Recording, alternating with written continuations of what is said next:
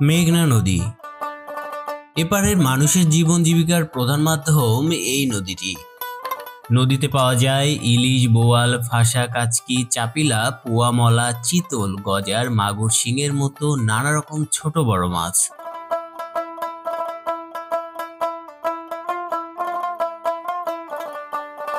বলা যেতেই পারে জেলেদের একমাত্র আয়ের উৎস এই নদীটি।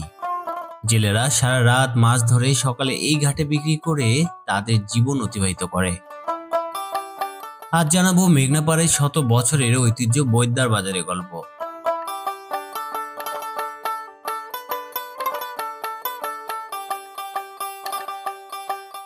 এই চিংড়িগুলো 1100 টাকা করে কেজি বিক্রি করতেছে। দেখেন সাইজটা, দেখেন চিংড়িটার, মানে অসম্ভব বড়, বিশাল বড় একটা সাইজ। একটা চিংড়ি হয়তো বা 250 গ্রামের উপরে হবে এই চিংড়িগুলো।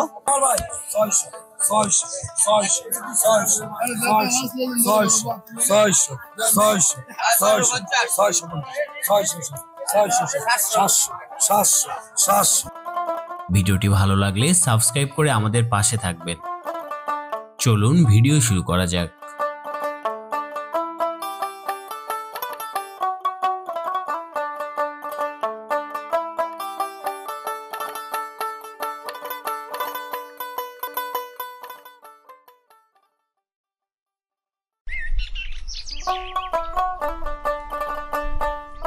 স্নিগ্ধ সকালে ভোরের আলো ফোটার আগে আল্লাহর নাম নিয়ে রওনা হলাম। আজকের গন্তব্যস্থল বাংলাদেশের প্রাচীন ইশাখার রাজধানী সোনারগাঁওয়ের শত বছরের পুরনো গ্রাম বাংলার হাট বৈদ্যার বাজার। খুব সকালে না গেলে বাজারটির সৌন্দর্য উপভোগ করতে পারবো না, সেজন্যই সকাল সকাল বের হওয়া।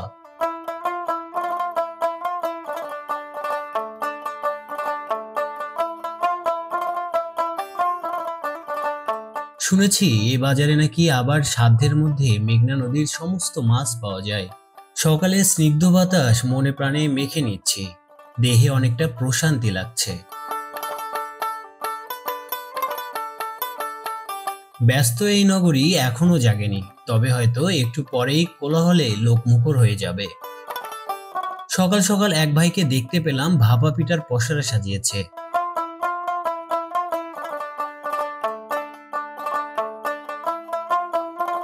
নদীর পাড়ে বসে জেলেদের এই বাজার। সারা রাত মাছ ধরে সকালে এই বাজারই বেচা বিক্রি করে। আসসালামু আলাইকুম, সবাইকে নতুন আরো একটা ভিডিওতে স্বাগত জানাচ্ছি। বন্ধুরা, আমি এখন আছি বাংলাদেশের ঐতিহ্যবাহী সোনারগাঁ রাজধানীতে। তো এই সোনারগাঁ রাজধানীতে বৈদ্যার বাজার নামে একটি ঘাট আছে, যে বৈদ্যার বাজারে অনেক টাটকা টাটকা জেলেরা মাছ নিয়ে আসে সকালবেলা। সেই মাছগুলো হচ্ছে পাইকারি দরে বাংলাদেশের ঢাকাতে বলতে পারেন বা চিটাগং রোড বলতে পারেন, এছাড়া আরো অনেক জায়গাতেই চলে যায়।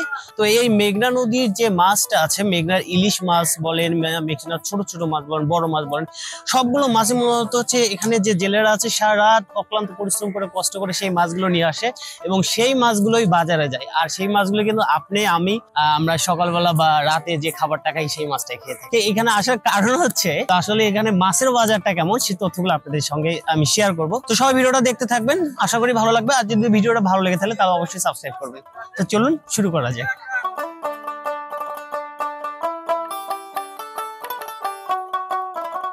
প্রকৃতির ঘুম ভাঙানোর জন্য ধীরে ধীরে সকালে সূর্য আকাশ পানে উদিত হচ্ছে,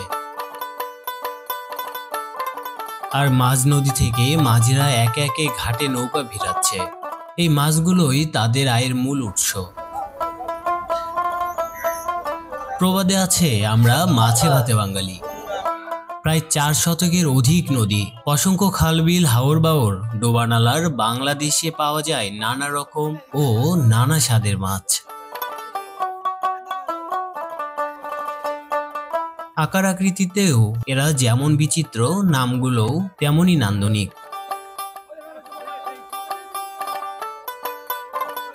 মেঘনা নদীতেও পাওয়া যায় এরকম অসংখ্য মাছ।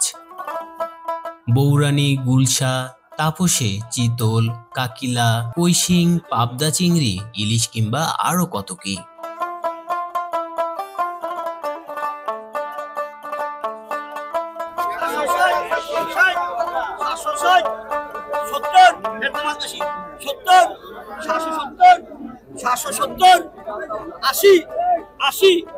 80 780 80 80 800 800 800 800 800 810 10 10 20 20 20 20 20 20 হাটে সাধারণত এভাবেই ডাকের মাধ্যমে মাছগুলো বিক্রি করা হয়ে থাকে। ক্রেতা বিক্রেতার দর কষাকষি অনেকক্ষণ চলতে থাকে এভাবে।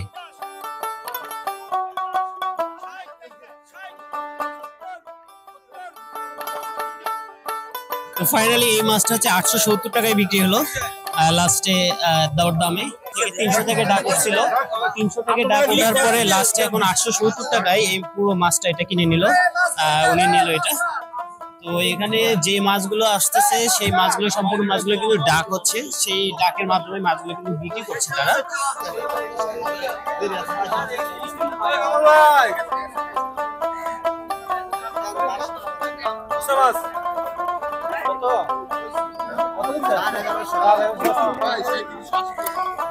এখানে বড় বড় গলদা চিংড়ি দেখতে পাচ্ছি যেগুলো 1300 টাকা করে কেজি এখানে পাইকারি দরে বিক্রি করছে।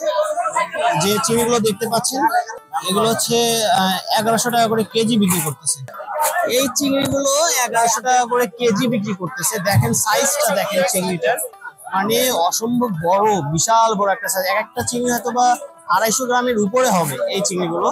এগুলো 1100 টাকা করে কেজি বিক্রি করতেছে। এই হাটটা সকাল 8টা পর্যন্ত চলে জমজমাট, তারপরে হচ্ছে শহরের ভিতরে এই হাটটা চলে যায়।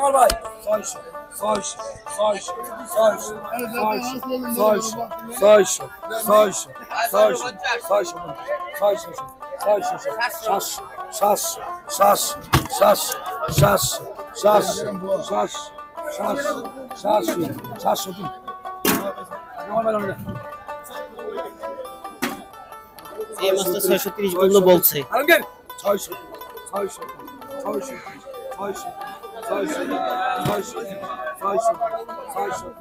630 টাকা পর্যন্ত এই মাছটা বলছে, এটার দাম 630 পর্যন্ত হাঁকাইছে। এইভাবেই দরদাম করে হচ্ছে মাছ বিক্রি করা হয়।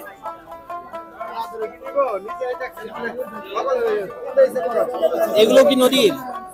এগুলো নদীর, এগুলো হচ্ছে মেঘনা নদীর। এটা কি মাছ বলে? আয়ের মাছ, বল মাছ। বল মাছটা দেখেন, এই বলটা মনে হয় 1 কেজির মতো হবে না ওজন? 1 কেজির বেশি হবে ওজন।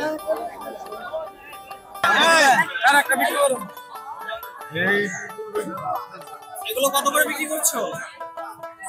300 350 টাকা। 300 টাকায় বিক্রি করছে এই মাছগুলো। এগুলো কি মাছ বলে ভাই? মিনি মাছ।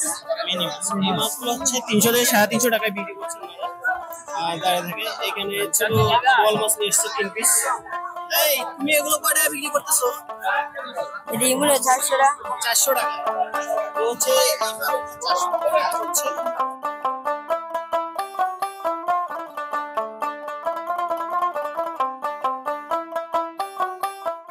ইলিশ কি 1 পিসই ধরা হয়েছে আজকে? 1 পিসই পাওয়া গেছে। ইলিশ পাওয়া যাচ্ছে না এখন, না? এখন মেঘনা নদীতে ইলিশ মোটামুটি কম, এই জন্য ইলিশ পাওয়া যাচ্ছে। এটা চিতল মাছ বলে না? এটা হচ্ছে চিতল মাছ দেখেন। আর ইলিশটা এটা মনে হয় 1 কেজির উপরে হবে, প্রায় 1.5 কেজির কাছাকাছি যাবে। 1.5 কেজি ওজন আছে না? এগুলো কত করে বিক্রি করছেন? 2500 কেজি নিলে।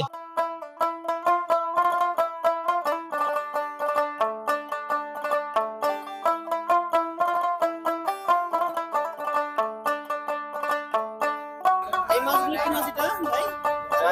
আয়ের মাছ না? এটা কি সব মাছ?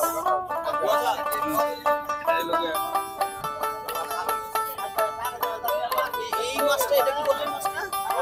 গজার মাছ না? কতখানি হতে পারে এটা ওজন? বিশাল বড় গজার মাছ। এই নদী থেকে ধরা হয়েছে না? পুরোটা হচ্ছে মেঘনা নদী থেকে ধরা হয়েছে। এই পাশে দেখেন, এই পাশেও অনেক মাছ আছে।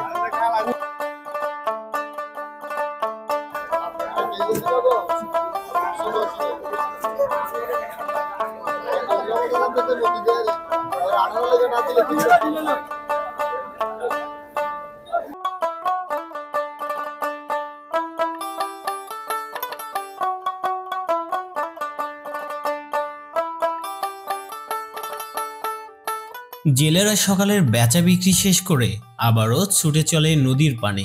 শুরু হয় আবারও তাদের বেঁচে থাকার লড়াই।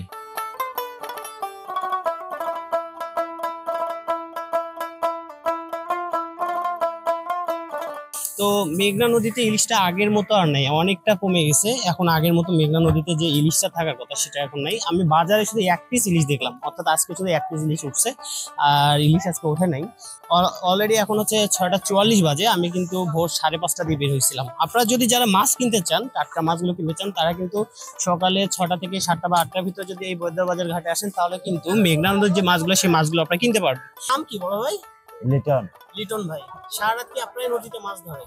ঘাটে বিক্রি করে, আবার গাঞ্জা বিক্রি করি। এই ঘাটে আপনি কি কি মাছ নিয়ে আসছেন আজকে?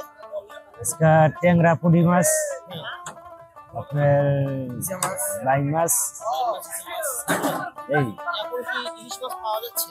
এখন ইলিশ মাছের জোগান নাই। আগে ইলিশ মাছের মাছ দিত আপনার ভাদর মাস আইলে, এখন ইলিশ মাছের মাছ নাই, ইলিশ মাছ পাওয়া যায় না। আমরা রাত্রে 10টার থেকে শুরু করি, না 3টা 4টা পর্যন্ত। মাছ আজকে প্রায় 3000 টাকা বিক্রি। মাছ দেবো বহুত হইব, প্রায় বেশি হইব, 20 কেজির মতো হইব। গুড়া মাছ তো।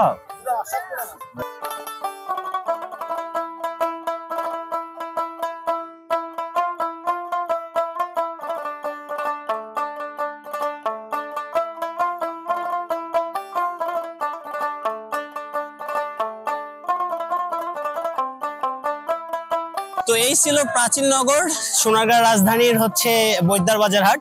তো এই বাজারেই এরকম জমজমাট প্রতিদিনই, প্রতিক্ষণেই সকাল থেকে 6টা থেকে 8টা পর্যন্ত এরকম মাছের একটা আসর বসে যায়। আপনারা যদি এই মাছটা নিতে চান এই বৈদ্যার বাজার হাট থেকে, তাহলে অবশ্যই আপনাদেরকে সকালে চলে আসতে হবে।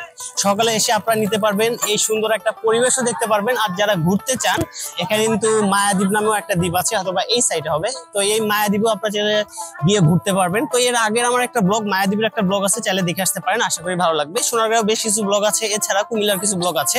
তো অনেক ব্লগ আছে, আপনার চাইলে আমার ডিসক্রিপশনের লিঙ্ক থেকে দেখে নিতে পারেন। তো আজকে বৈদ্যবাজার ঘাট থেকে বিদায় নিচ্ছি। সবাই ভালো থাকবেন, সুস্থ থাকবেন। আবার নতুন ব্লগে দেখা হবে।